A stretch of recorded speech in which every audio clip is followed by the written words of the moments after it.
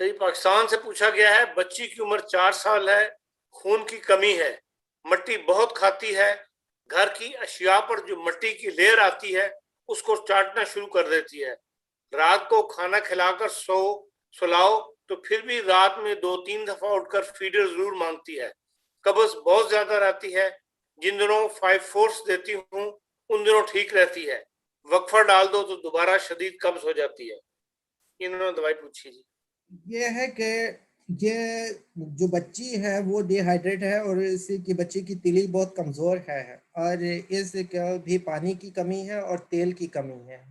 اور ایسے بچے جو ہیں بہت زیادہ جو ہے مٹی کھاتے ہیں، جیسے بعض لوگ ہیں بہت زیادہ میٹھا کھاتے ہیں اور بعض بچے جو ہیں وہ خشک چیزیں کھانے کے عادی ہو جاتے ہیں اور وہ ان کو لگتی ہے، جن بچوں کو بھی قبض ہوتی ہے وہ مٹی کھانے کی طرف راغب ہوتا ہے اور ان کو مٹی کی خوشبو بہت اچھی لگتی ہے۔ تو ایسے ہے کہ ایسے بچے جو ہیں وہ زیادہ تر